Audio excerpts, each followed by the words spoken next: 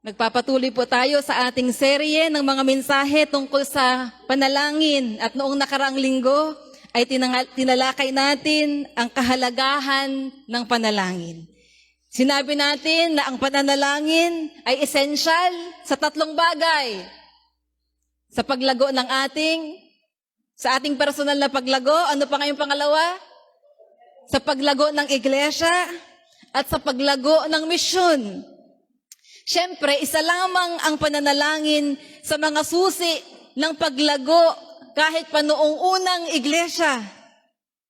Sa mga Gawa, chapter 2, verse 42, na nadaanan natin sa pagbubulay noong nakaraang linggo.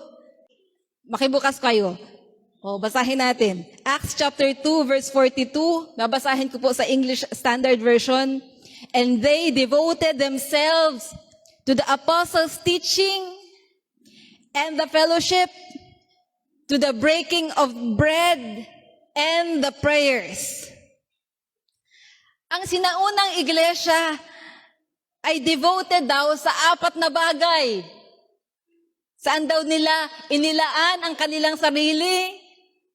Una, doon sa mga itinuro ng mga apostol. Sa King James Version ay ginamit yung mga salitang, to the apostles' doctrine. Sa mga turo. Pangalawa ay dun sa pagsasama-sama, sa fellowship. Pangatlo ay sa pagpipira-piraso ng tinapay o sa pakikibahagi sa hapag ng Panginoon o yung tinatawag nating Lord's Supper. At pang-apat ay sa mga pananalangin. Gusto ko lang linawin na hindi lang naman ang pananalangin ang mahalaga.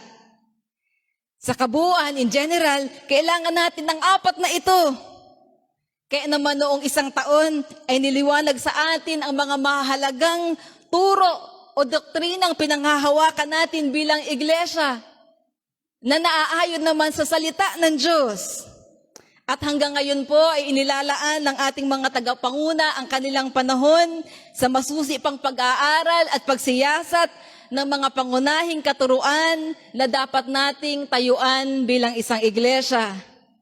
Paulit-ulit din nating hinihikayat ang bawat isa na makibahagi sa ating mga pagtitipon, lalo na sa ating mga maliliit na grupo o mga cells.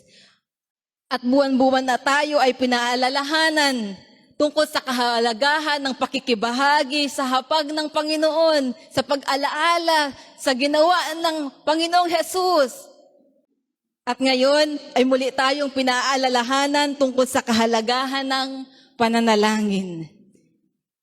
Kaya ngayong umaga ay pagbubulayan naman natin ang ilan sa mga specific o tiyak na pakinabang ng pananalangin. Sabihin nga natin, pakinabang. Gusto natin yung salitang yan, ano? Gusto natin ay palagi tayong makikinabang. Ang pananalangin ay isang pamamaraan ng Diyos para mapasa atin ang mga bagay na kailangan natin habang tayo ay nabubuhay pa sa mundong ito. Prayer is a means. Ito ay pamamaraan para ma-receive natin yung lahat ng mga bagay na gusto ng Diyos na ma-enjoy natin habang tayo nasa mundong ito. Itinuro ni Jesus na ang kanyang mga alagad ay dapat na manalangin.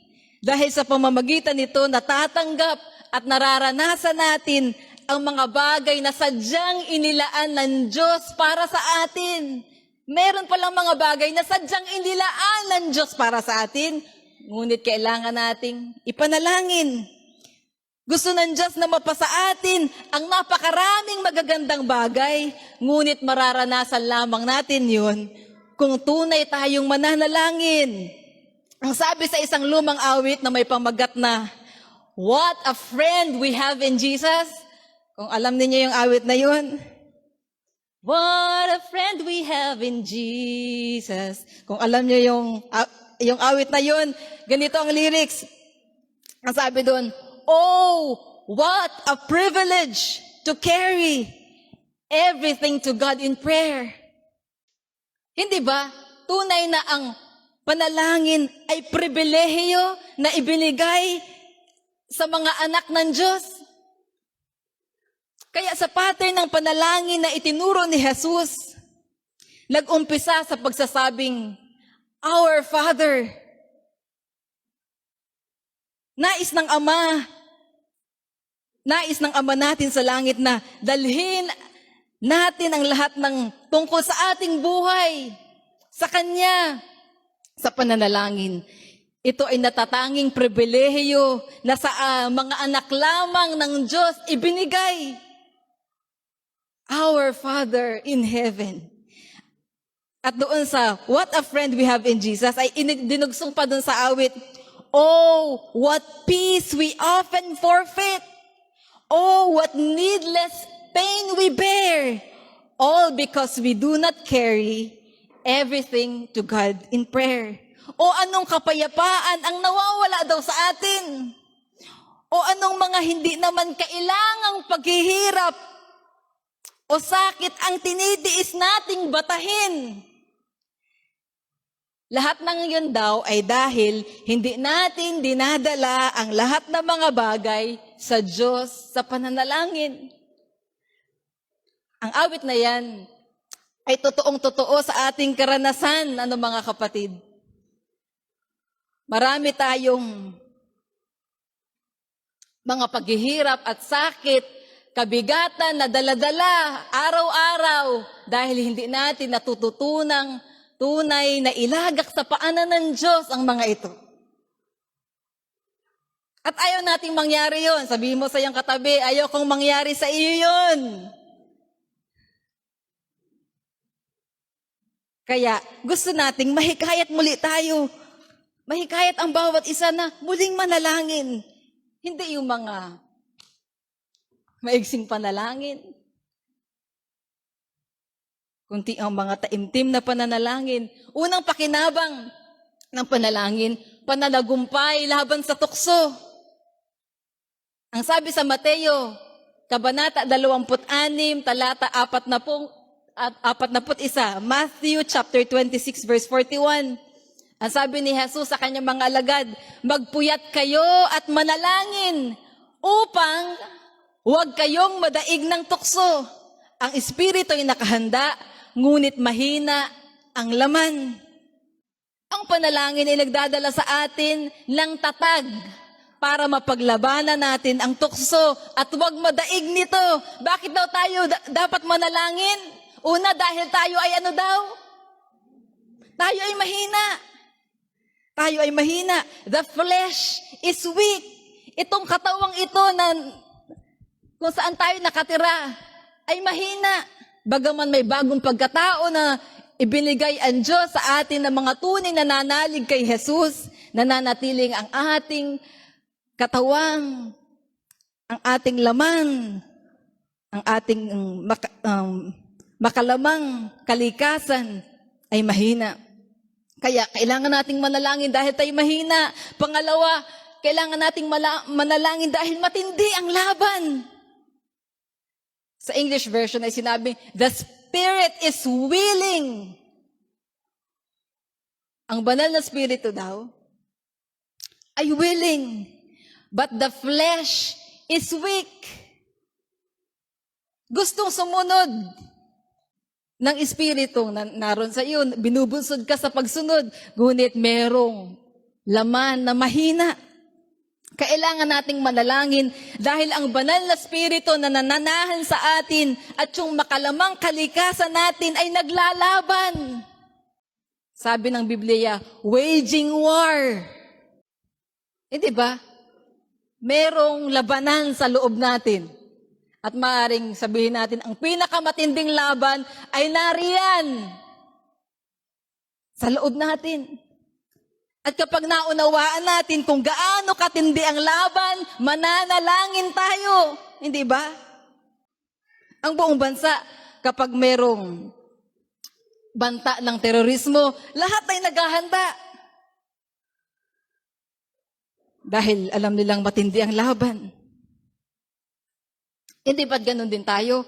We are daily engaged in spiritual warfare. Araw-araw, tayo ay nasa matinding labanan, nasa gerang espiritual. Kaya nga sinabi ni Jesus, magpuyat kayo at manalangin. Sa English translation, keep watch and pray. Magbantay kayo. Ang mga sundalo ay palaging nakabantay, palaging handa sa pakikidigma dahil anytime ay pwedeng umatake ang mga kaaway. E tayo pa kaya ang hindi magpuyat at magbantay sa pananalangin? Gayong bawat segundo ay meron tayong laban. Bakit tayo dapat na manalangin? Pangatlo, dahil ito ang susi sa tagumpay.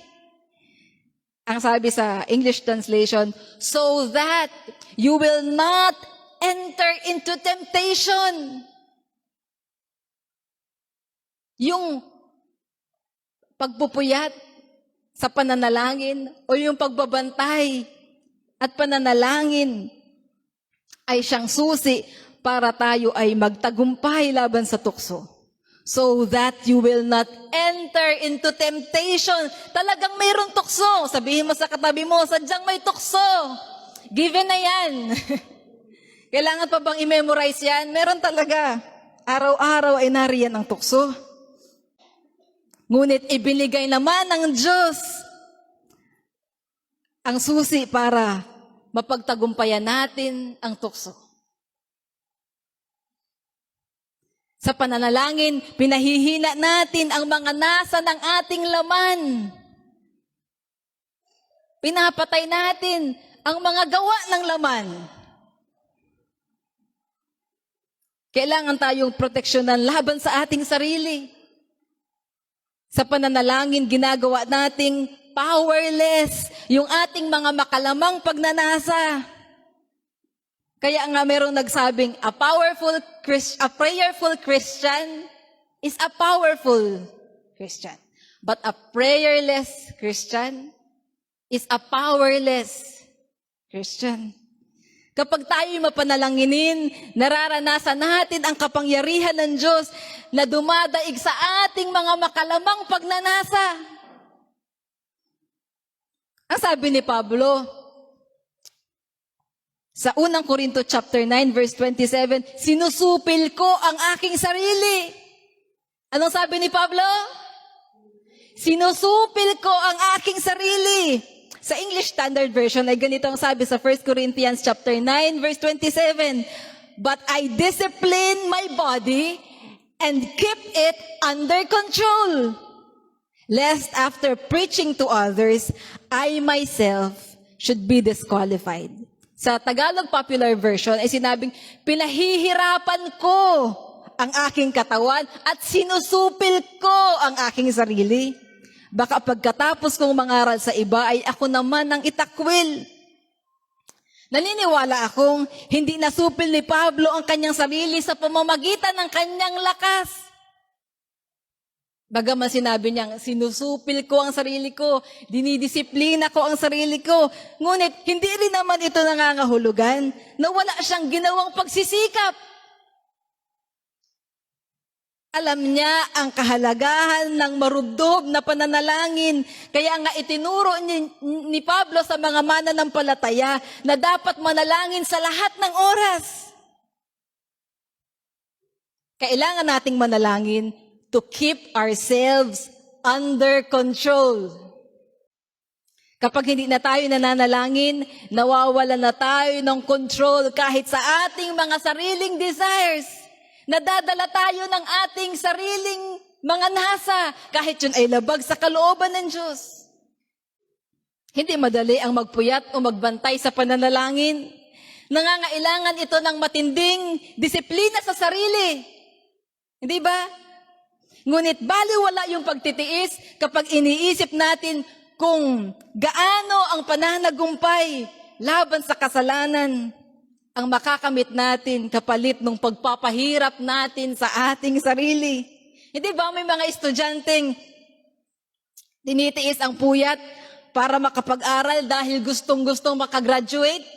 Nung araw, yung matatanda nung araw, para sila'y manatiling gising, ay ibinababad yung kanilang paa sa tubig. O yung iba marahil sa ngayon ay nagkakape para hindi antukin. Hindi ba? Baka kailangan din nating gumawa ng paraan para kahit anong antok at anong pagod o minsay anong tamad ay makapaglaan tayo ng panahon para sa makabuluhang pananalangin. Kailangan nating supilin ang ating sarili. Kailangan nating pasundin ang ating sarili sa gusto ng Espiritu. Kailangan nating supilin ang antok, supilin ang katamaran. O sabihin mo sa iyong katabi, supilin na natin. Ang dapat supilin, supilin na ang katamaran. Hindi ba? Yung mga alagad ay talaga namang antok na antok, kaya hindi na nagawang manalangin. Kahit ilang beses na silang sinabihan ni Jesus na manalangin. Tingnan nyo sa Mateo chapter 26 verse 40. Mateo 26 verse 40. Nagbalik siya, si Jesus, at dinatnan niyang natutulog ang tatlong alagad. Sinabi niya kay Pedro, talaga bang hindi kayo makapagpuyat? Nakasama ko kahit isang oras man lamang. Magpuyat kayo at manalangin upang huwag kayong madaig ng tukso. Ang espiritu ay nakahanda, ngunit mahina ang laman. Pagdating sa verse 43, ganito ang sabi, muli siyang nagbalik at dinatnan na naman niyang silang natutulog. Nasabihan na yon, pero pagbalik niya, natutulog pa ulit. Sapagkat ano daw? Sila'y antok na antok. Katulad niyang katabi mo, joke lang. Verse 44, iniwan niya uli ang tatlong alagad at muli siyang nanalangin. At iyon din ang sinabi. Inulit ni Jesus, manalangin, magpuyat kayo at manalangin para hindi kayo madaig ng tukso. Verse 45, nagbalik na naman siya sa mga alagad at sinabi sa kanila, natutulog pa ba kayo at nagpapahinga? Dumating na ang oras na ipagkakanulo ang anak ng tao sa mga makasalanan. Tayo na, narito na ang magkakanulo sa akin. Ang tanong, talaga bang, legit ba talaga yung pagod ng mga alagad?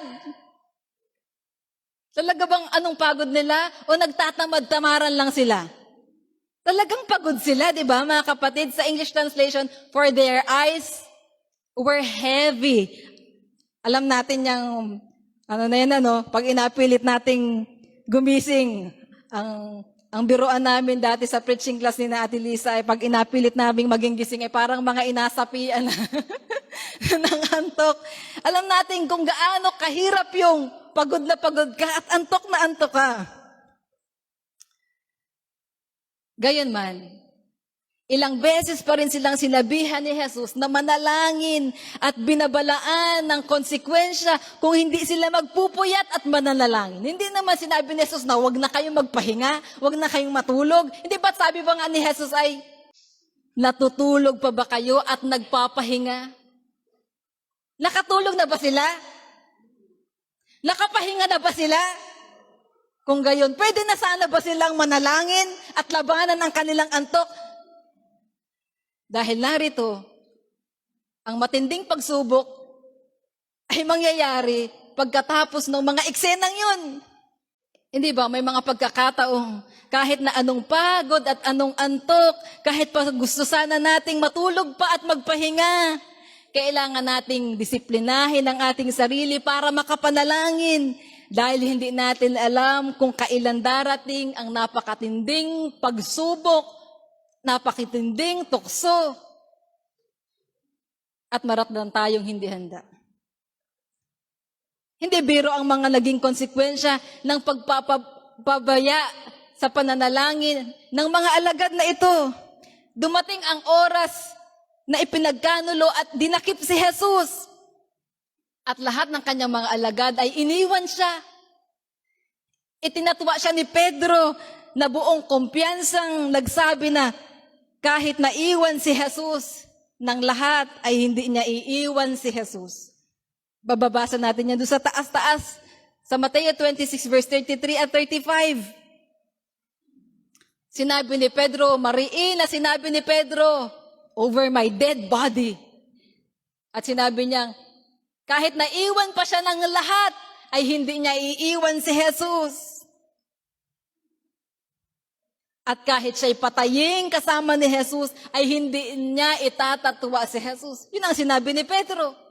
At naniniwala akong yun talaga ang nasa puso niya nung panahon na yun. Totoo yun. Pero hindi niya yun napanindigan. May mga bagay na akala lamang natin ay hindi natin kayang gawin. Pero magagawa din natin. Dahil mahina tayo. At nagpabaya tayo. Kaya sabihin mo sa iyong katabi, huwag tayo magpapabaya. Kung ayaw nating mahulog sa napakatinding tukso at mawasak ang ating buhay, mawasak ang ating pamilya, mawasak ang ating future, mawasak ang ating ministry, kailangan nating supilin ang ating sarili. Magbantay at manalangin. Kung minsan hindi natin nauunawaan kung gaano tayo kahina, kaya ipinagwawalang bahala natin ang mga babala ng Diyos. Hindi natin nauunawaan kung gaano tayo kahina, kaya hindi tayo nananalangin. Pakiramdam natin ay kayang-kaya na natin. Mature enough na tayo, malago na tayo, marami na tayong labang na pagtagumpayan. Hindi na tayo madadaig ng tukso. Kailangan nating paalalahanan ang ating sarili araw-araw na tayo ay mahina kung sa ating sarili lamang. At ang totoo pa nga, kung meron mang pinakamatindi tayong kalaban, yun ay ang ating sarili. Yun ay ating makalamang kalikasan. Yun ang pinakamatindi nating kalaban na araw-araw ay nilalabanan natin at kailangan nating labanan sa panalangin. Oo, tinutokso tayo ng dyablo at ng mga bagay sa sanlibutan, ngunit wala naman talagang kapangyarihan ang mga yon laban sa atin. Ang tukso ay walang kanyang sariling kapangyarihan. Saan kumukuha ng kapangyarihan ang tukso? Sa ating makalamang kalikasan. Kaya sinabi sa Santiago chapter 1 verse 14, na natutokso daw ang tao kapag siya ay naaakit at napapatangay sa sariling pita, sa sariling nasa. Verse 15, kapag ang pita ay tumubo at nag-ugat, nagbubunga ito ng pagkakasala, at kapag lumala ang kasalanan, ito na may nagbubunga ng kamatayan. Kaya para hindi tayo maakit, kaya yun muna ang una, aakitin ka. Pagkatapos ay matatangay ka sa iyong sariling pita. At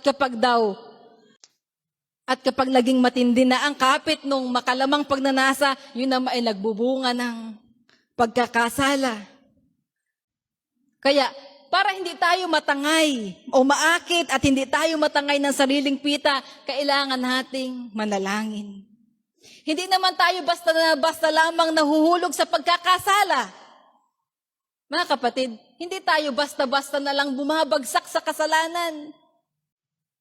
Naaakit muna, pagkatapos natatangay sa sariling pita. At pag naging matindi na ang kapit ng mga makalamang pagnanasa, nagiging alipin na tayo ng masamang pagnanasa natin, hindi na natin makontrol yung ating sarili, nakakagawa tayo ng mga pagkakasala. Kaya kailangan nating i-break yung cycle na yun para hindi magtuloy-tuloy sa pamamagitan ng pananalangin. Kailangang unahan natin sa panalangin bago pa dumating ang tukso. Ang panalangin ay paghahanda para wag tayong madaig ng tukso. At palaging kailangan nating manatili sa diwa ng pananalangin upang patuloy na magkaroon ng lakas para mapagtagumpayan ang tukso. Unang pakinabang ng panalangin, pananagumpay laban sa tukso. Pangalawang pakinabang, kapayapaan sa gitna ng pagsubok. Sa Filipos chapter 4, verse 6, ay ganito ang sinasabi.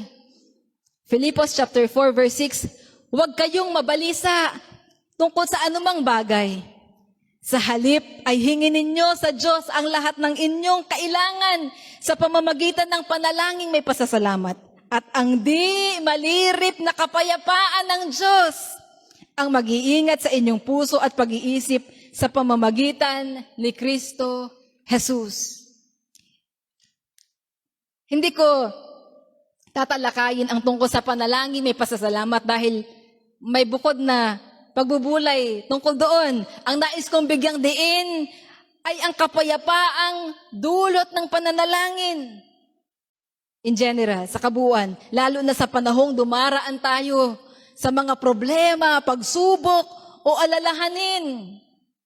Sinabi ni Pablo na huwag mabalisa sa anumang bagay. Sa halip, ano daw ang dapat na gawin? Hinginin niyo sa Diyos, manalangin ang ibig sabihin. Hilingin daw natin sa Diyos ang lahat ng ating kailangan. At ano daw ang resulta kapag ginawa natin yon? Yung di daw malirip na kapayapaan ng Diyos ang mag-iingat sa ating puso at isip. Hindi sinabi sa talata na humingi at darating ang hinihingi at sa gayon ay makakahinga ka na ng maluwag at mawawala na ang pag-aalala mo. Pero hindi naman nangangahulugan yun na kapag humingi ay hindi ibibigay yung ating kailangan para malutas ang problema. At ang ibibigay lang ng Diyos ay kapayapaan. Alam nating ang pagbibigay ng Diyos ng ating mga kahilingan ay ayon sa Kanyang mabuting kalooban para sa ating ikabubuti. Ayon sa Kaniyang di nagbabagong pag-ibig at katapatan. At ayon sa banal na layunin ng Diyos, gayunman binibigyang diin lamang sa mga talatang ito na hindi natin kailangang malutas muna ang problema bago tayo magkaroon ng kapayapaan ng puso at isip. Magandang balita ba yon, mga kapatid? Good news ba yon? Na hindi naman pala natin kailangang masolve muna ang lahat ng ating mga problema bago tayo magkaroon ng kapayapaan ng puso at isip. At ang kapayapaan ng Diyos ay dumarating sa panahon ng ating pananalangin. Kahit na wala pa ang ating hinihingi, umaaring kahit pa nga hindi na dumating ang ating hinihingi. Sa New Living Translation ay ganito ang pagkakasalin. Then you will experience God's peace, which exceeds anything we can understand. His peace will guard your hearts and minds as you live in Christ Jesus. Sa pananalangin pala sa gitna ng kaligaligan, mararanasan natin ang kapayapaan ng Diyos. Na ano daw? Anong klaseng kapayapaan daw? Lagpas sa anumang kaya nating maintindihan o maunawaan. Sa English, sa Tagalog, sa lumang salin. Di malirip o di masayod. Kapayapaan na hindi kayang maunawaan ng tao. Kapayapaang hindi kayang ipaliwanag. Hindi ba, mga kapatid? Talagang hindi mapagtama sa ating isip kung papaanong nararanasan ng isang tao ang kapayapaan ng Diyos. Kahit na napakagulo ng mga sitwasyon. Yun ay isang bagay na hindi natin maipaliwanag ng isip. Kung bakit may mga taong sa gitna ng matinding paghihirap, katulad na lamang ni na Pablo noon.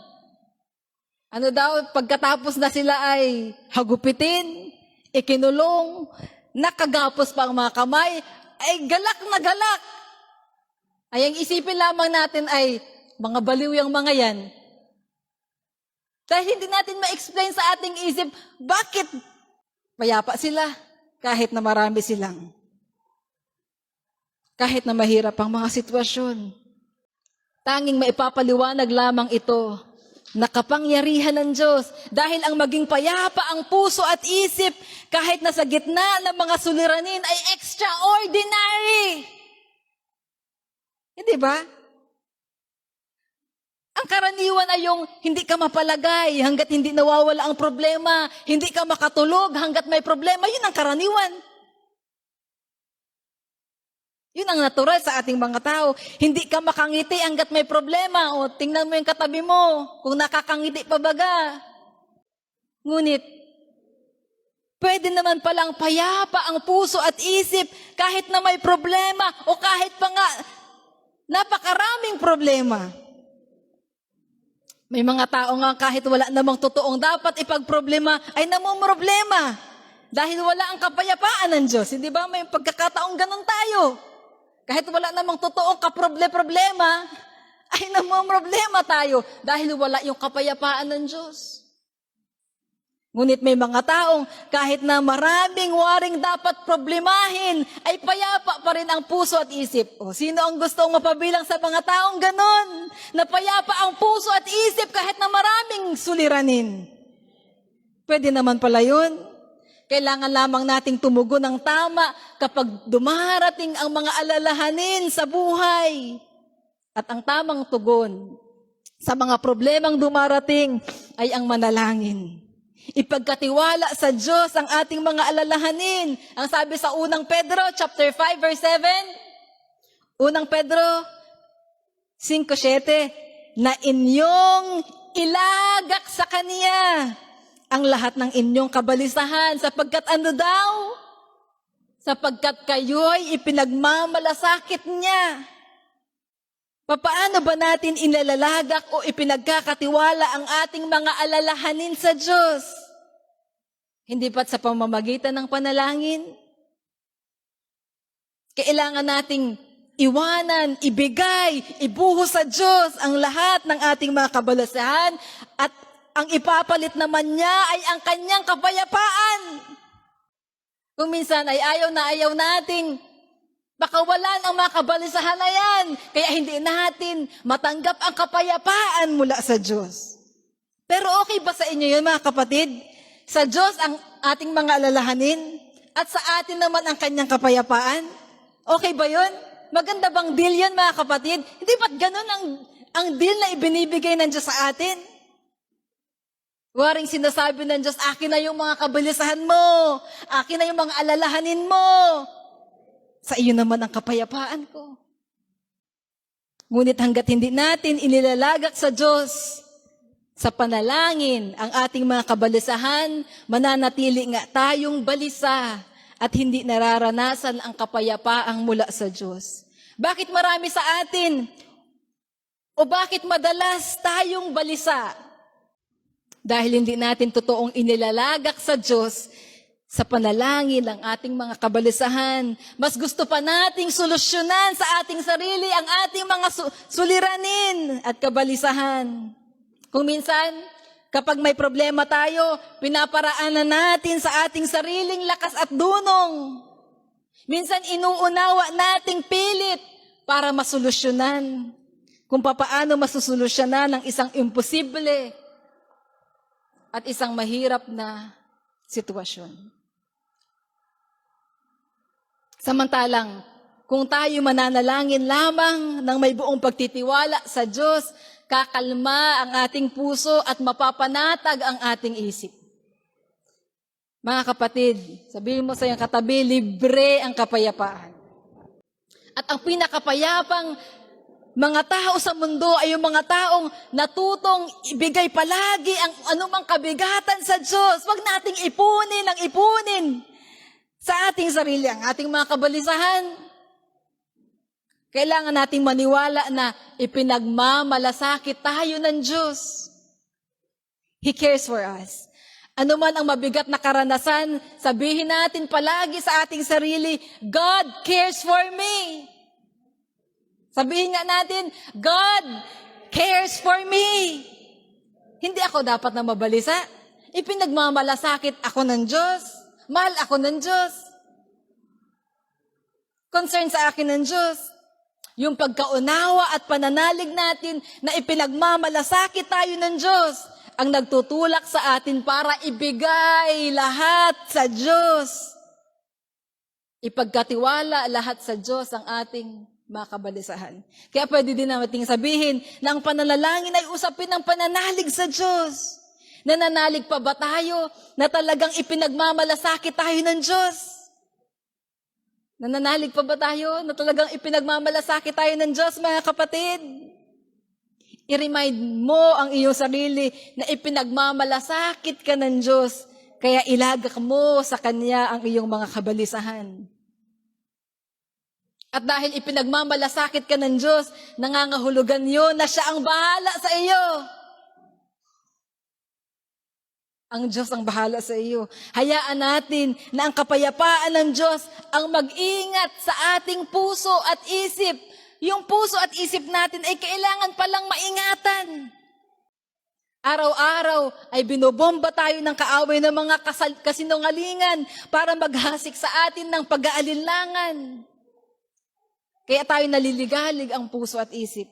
Ngunit kapag tayo ay nananalangin sa kapangyarihan ng Diyos, ay nasasalag ang lahat ng kasinungalingan ng kaaway. Nababantayan ang ating puso at isip para hindi tayo tablan at hindi mapuno ng pag-aalinlangan sa Diyos, kundi ng kapayapaan. Tandaan natin na sa ating pananalangin, darating ang kapayapaan ng Diyos na hindi malirip at walang sukat paglagyan. Amen po ba? Unang pakinabang ng panalangin, pananagumpay laban sa tukso. Pangalawa, kapayapaan sa gitna ng pagsubok. Pangatlong pakinabang, probisyon sa pangangailangan. Ang sabi ni Jesus sa Mateo chapter 7, verse 7 hanggang 11, humingi kayo at kayo'y bibigyan. Humanap kayo at kayo'y makasusumpong. Kumatok kayo at ang pinto'y bubuksan para sa inyo. Sapagkat tumatanggap ang bawat humihingi, nakasusumpong ang bawat humahanap, at binubuksan ang pinto sa bawat kumakatok. Bibigyan ba ninyo ng bato ang inyong anak kung humihingi ng tinapay? Bibigyan ba ninyo siya ng ahas kung humihingi ng isda?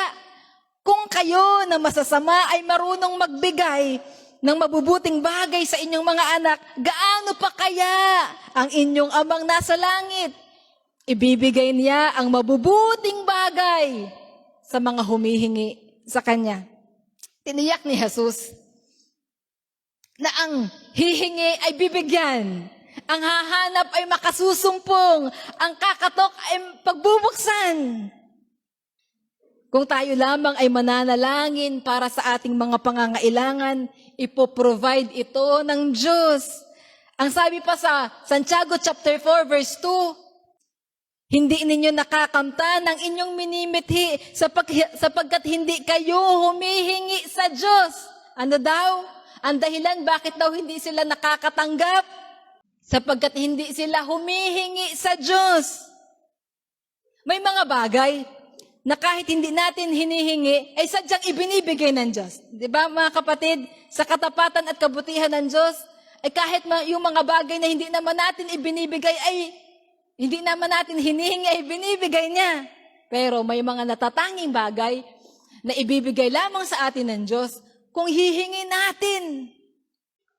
May mga bagay na minimithi tayo na hindi natin natatanggap dahil hindi natin hinihingi. Iniisip ko kung papaanong posibleng mangyari na minimithi mo pero hindi mo hinihingi.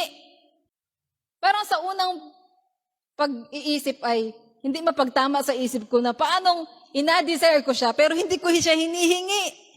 Kasi usually naman, kapag gusto natin, syempre ipinagpe-pray natin yun. Pero tingnan natin ang context ng pangungusap na ito ni Santiago sa Tagalog Popular Version. Sa Santiago chapter 4, verse 2. Ang sabi doon, mayroon kayong pinakamimithi, ngunit hindi ninyo makamtan. Kaya't, ano daw ang gagawin nila? Papatay kayo kung kailangan. Mapasain nyo lamang ito. Dahil sa inyong pag-iimbot sa mga bagay na hindi inyo, kayo nagkakagalit at naglalaban-laban. Hindi ninyo nakakamtan ang inyong minimithi sapagkat hindi kayo humihingi sa Diyos. Yun pala ang context nun. Ano daw ang pamamaraan ng mga taong yon para makuha yung kanilang minimithi? Ano daw ang kanyang ginagawa? Mayroon kayong pinakamimithi, ngunit hindi nyo makamtan, kaya't papatay kayo kung kailangan mapasa inyo lamang yon. At ang sabi pa, dahil sa inyong pag-iimbot sa mga bagay na hindi inyo, kayo nagkakagalit at naglalaban-laban. Ano ang pamamaraan ng mga taong ito para makuha ang kanilang minimithi? Hindi ba makasanlibot ang pamamaraan at hindi maka-Diyos na pamamaraan? Ang maka-Diyos na pamamaraan ay hilingin sana yun sa Diyos. Idalangin yun sa Diyos. Ngunit, kung kailangan daw pumatay, ay papatay sila para mapasa kanila ang minimithi nila, pinag-iimbutan nila ang mga bagay na hindi kanila, ginagawa nila ng masama ang iba para makuha ang gusto nila. Kaya dumarami ang kaaway nila. Yung ganong mga tao nga ay hindi mananalangin at hindi hihingi sa Diyos. Hindi ba? Dahil meron silang nasa isip na kanilang sariling pamamaraan para makuha yung minimithi nila. Hindi naman yun ang paraan para makuha yun. Hindi ba tanghad lang sa paghingi at pagtanggap ng mga kailangan natin ay kapag gumagawa tayo ng sarili nating paraan para makuha ang ating mga gusto. Nasaan ang mali doon? Kapag gumagawa tayo ng ating sariling pamamaraan para makuha natin yung ating gusto. Sa halip na manalangin sa Diyos, mas naniniwala tayo sa ating pamamaraan. Kaya ang resulta, lalong hindi natin makamit ang ating hinihingi. Sa halip na manalangin, hindi ba? Halimbawa, sa halip na manalangin tayo, para sa mga taong gusto sana nating mabago, kung yan man ay asawa mo. Minsan, anong pamamaraan natin? Sa halip na ipanalangin, inasumbatan mo ng inasumbatan. Inatalakan mo ng inatalakan. Inapamuka mo ng inapamuka yung kanyang mga pagkukulang. Hindi ba?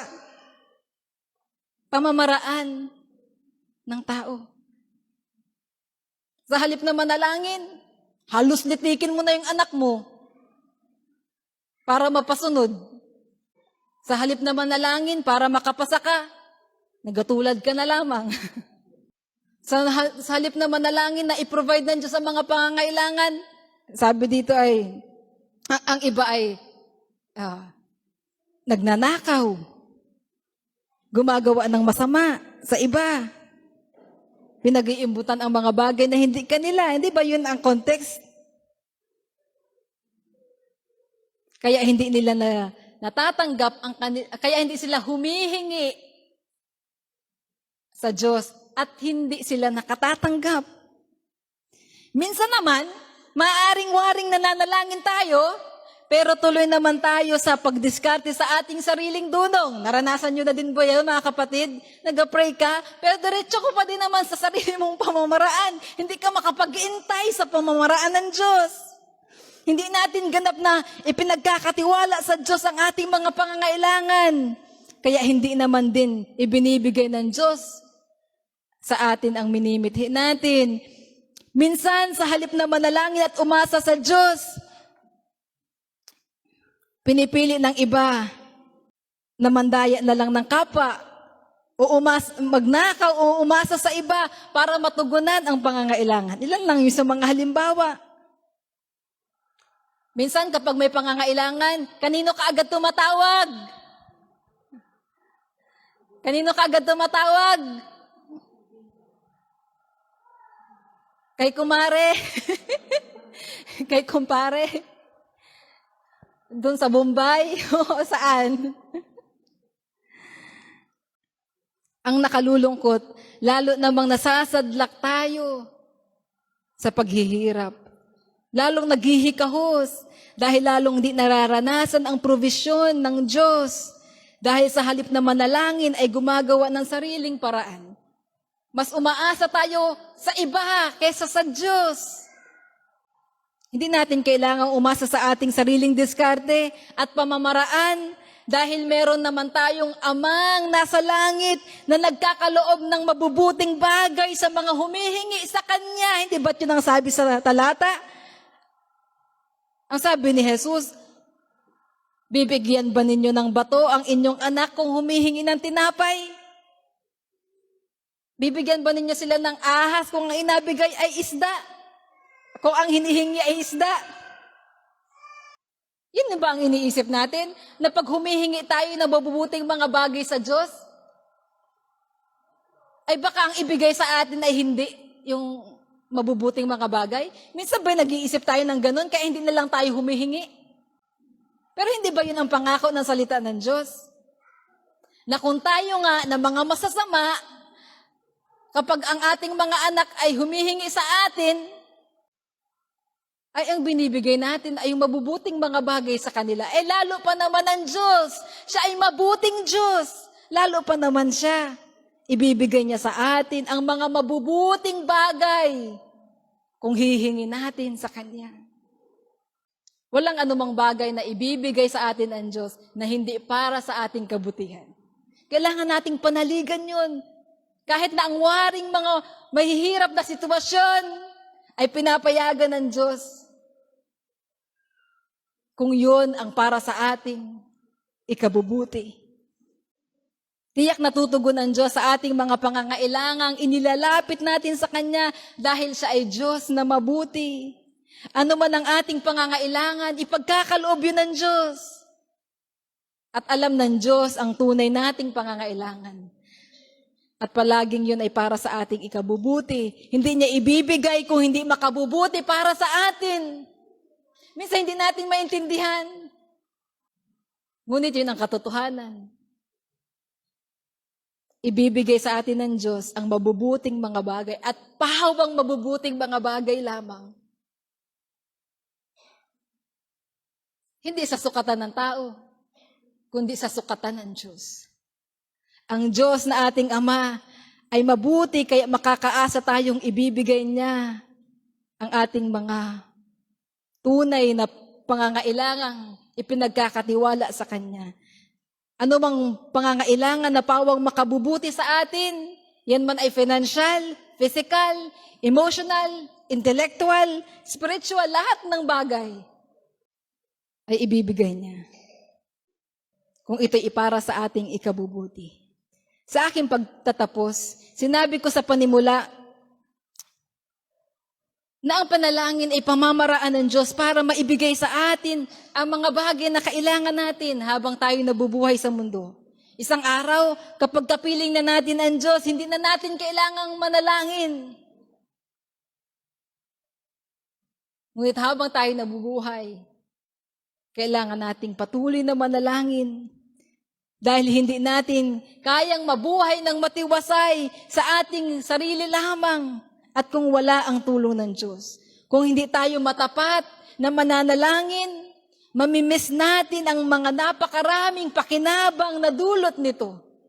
Hindi tayo makapananagumpay laban sa tukso, hindi tayo magkakaroon ng kapayapaan dahil palaging merong mga hindi magandang pangyayari sa ating paligid at maaaring hindi natin matanggap ang mga mabubuting bagay na kailangan natin.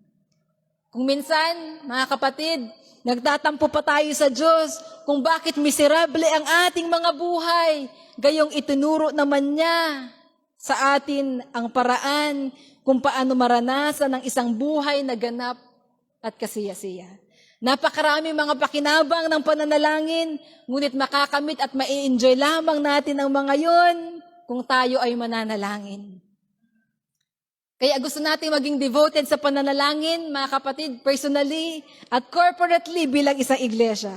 At layunin ng mga serye ng mga mensahe na ito na hikayatin ang bawat isa na manalangin hanggang sa ang buong iglesia ay maging magpanalanginin. Sa gayon, makakamit natin ang mga pagpapalang inilaan ng Diyos para sa atin sa pamamagitan ng matapat na pananalangin. Naway, dalhin tayo ng pagbubulay na ito sa muling pagtatalaga, paglalaan ng ating sarili, pagde-devote ng ating sarili sa pananalangin.